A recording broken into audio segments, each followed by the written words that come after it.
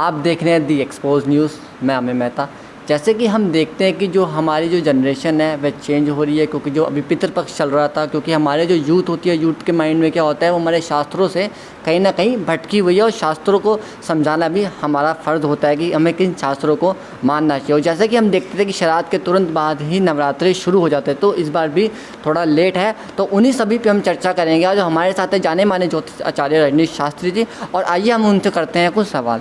Sir, पहला तो आचार्य जी मेरा सवाल ये होगा कि हम देखते हैं कि हमारी जो जनरेशन है वह चेंज हो रही है, जो हमारे ग्रंथों में लिखा गया है कि हम देखते हैं कि हम जब पितृपक्ष चलता है कि हम किसी भी कोई भी चीज़ नहीं ले सकते, चाहे वाहन हो चाहे वस्त्र हो। पर जो हमारे जो आजकल के बच्चे हैं वह इन सब चीज़ों को नहीं मानते हैं, तो इनका हमारी ज़िंदगी में क्या प्रभाव पड़ता है? धन्यवाद। द एक्सपोज न्यूज़ के सभी दर्शकों को जय श्री राम, भारत माता की जय।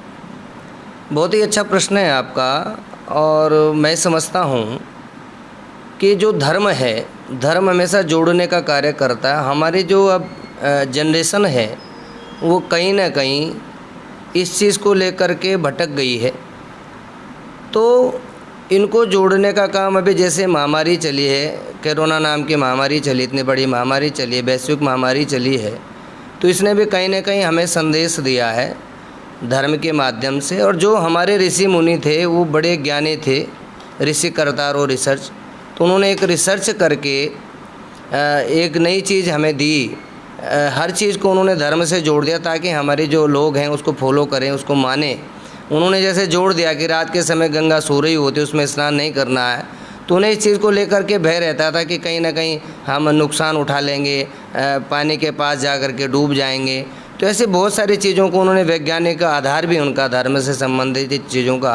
और मैं समझता हूँ कि जो हमारी यूथ है यदि उनसे जुड़ेगी, उन चीज़ों को फॉलो करेगी, तो कहीं ना कहीं वो लाभान्वित तो होंगे। श्राद्ध जो पक्ष रहा, जिसमें आपने कहा कि हम नवीन वस्त्र नहीं खरीदते, देखो ऐसा है, जो श्राद्ध का पक्ष है श्रद्धा, भक्ति, भाव, चरित्रवान रहने का। हमारे माता पिता खाली ये नहीं कहते कि भाई नई चीज़ें मत खरीदो, वो ये चाहते हैं भाई हमारे बच्चे अच्छा काम करें, जीवन में उन्नत कार्य करें, अपने कुल की परंपराओं को, मान मर्यादाओं को बचें। यानी आप यदि श्रेष्ठ कर्म करेंगे तो आपके पितृ प्रसन्न होंगे। खाली भोजन देने से, वस्त्र खरीदने बेचने से वो कभी प्रसन्न नहीं होते। लेकिन हमारा दायित्व होता अपने माता पिता के प्रति कि यदि ये उस दुनिया में नहीं है तो वो जो दिन उन्हें स्मरण करने के हैं, उसमें कोई उत्सव न मनाएं, उसमें हम एक तरह से शोक जो होता है उसको मनाएं, उनके प्रति अपने आभार को प्रकट करें। तो इसलिए बहुत सारी चीज़ें, यदि हम उसमें उत्सव बनाएंगे, उसमें ढोल नगाड़े बजाएंगे, तो उसमें कहीं ना कहीं खलल पड़ेगा। तो जो सारी चीज़ें हमारे ऋषि मुनियों ने जोड़ी हैं, उनमें कहीं ना कहीं उनके बहुत सारे वैज्ञानिक कारण रहे हैं। यदि हमारी यूथ इस धर्म के मार्ग पर चलती है, मैं समझता हूँ वो लाभान्वित रहेंगे, उनका जीवन श्रेष्ठ बनेगा।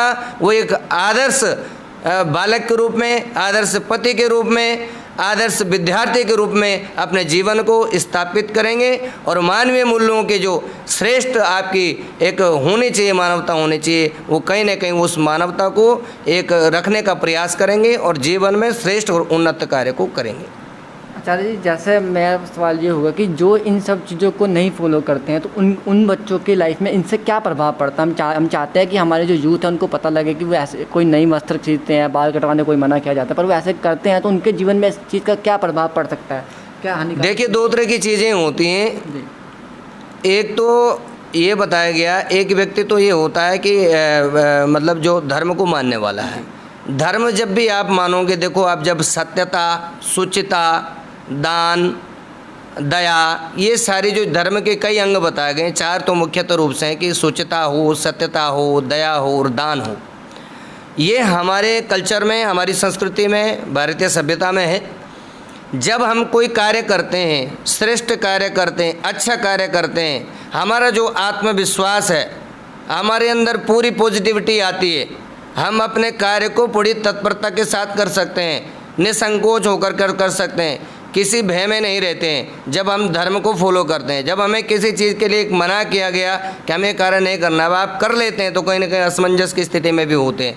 लेकिन जब आपको लगता है कि मैंने धर्म को अच्छे से फॉलो किया, मैंने व्रत को रखा, अच्छे से किया, चरित्रवान रहा हूँ, यदि आप उसमें कहीं ना कहीं गलत करोगे तो खुद ही खुद नेगेटिविटी आपके शरीर में प्रवेश कर जाएगी, जिससे आप दुखित रहने लगोगे, आप चिंतातुर रहने लगोगे, आप डिप्रेस में चले जाओगे, आप परेशान रहने लग जाओगे। और मैं समझता हूँ जो तनाव का, डिप्रेस का पूरे संसार में किसी भी डॉक्टर के पास इलाज नहीं है। ये केवल धर्म के मार्ग से आपको प्राप्त हो सकती है। जब आप ध्यान करते हैं, आप साधना करते हैं, आप योग करते हैं, आप दया करते हैं, आप दान करते हैं, आप सत्य बोलते हैं, तो मैं समझता हूँ आपको जीवन में पीछे करने वाला कोई नहीं है। आप हमेशा आगे बढ़ोगे, आपकी यश कीर्ति हमेशा आगे की ओर जाएगी। इसलिए जो लोग मानते हैं, जो लोग करते हैं, वो लोगों को लाभ होता है और होगा ही।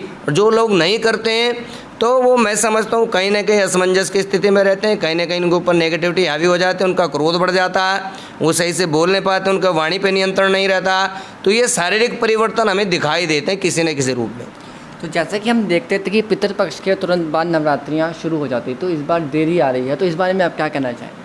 देखिए, धर्म की दृष्टि से यदि मैं आपको बताऊं, बहुत अच्छा प्रश्न आपने उठाया कि हर बार श्राद्धों के बाद नवरात्रि का प्रारंभ हो जाता है, लेकिन इस बार नहीं है। देखिए, ऐसा होता है कि जो सूर्य वर्ष होता है, सूर्य वर्ष लगभग 364 दिन और कुछ घंटे का, लगभग 5-6 घंटे का होता है।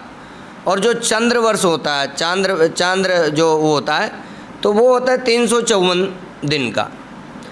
तो ये जब हर महीने जब इनका दिनों में फ़र्क पड़ता है, तो 3 साल के बाद लगभग चंद्रमा के जो दिनों की वो अधिकता हो जाती है, उसमें लगभग 1 महीने का फ़र्क आ जाता है। तो वो हर 3 वर्ष बाद ऐसा होता है, जिसको हम मधमास कहते हैं, मलमास कहते हैं। लेकिन जब इसका नाम मधमास रखा गया, मलमास रखा गया, तो उस महीने को बड़ा दुख हुआ। तो भगवान की इसने स्तुति की, भाई मेरे उसमें जब कोई संक्रांति नहीं आती है तो मुझे लोग मल के नाम से जानते हैं, मधमास के नाम से। तो उसने भगवान की उपासना की, भगवान ने इसको नाम दिया पुरुषोत्तम। ये पुरुषोत्तम मास है। और एक दूसरा इसके ऊपर कारण और बताया जाता है कि जो हिरण्यकश्यप राजा था, उसकी मृत्यु, जब उसने कहा था 12 महीने में मेरी किसी भी महीने में मृत्यु ना हो, तो ये जो 13 महीना है स्पेशल उसी के लिए बना हुआ है। दूसरे शब्दों में कहेंगे लीप वर्ष जिसे हम मानते हैं, 3 वर्षों के बाद वो होता है, तो लीप वर्ष के बाद ये माना जाता है। तो इस बार ये जो हुआ, आश्विनी जो मास है, आश्विनी मास है, वो डबल हो रहा है, जिसमें कि एक मास में संक्रांति नहीं होगी। संक्रांति ना होने के कारण इस मास को पुरुषोत्तम मास का नाम दिया जाता है। इसे लेकर के कोई भय को में रहने की स्थिति नहीं है। धर्म जो है हमें डर नहीं सिखाता है, धर्म हमें निर्भीक बनाता, हमें निडर बनाता, हमें साहसी बनाता, हमें पराक्रमी बनाता।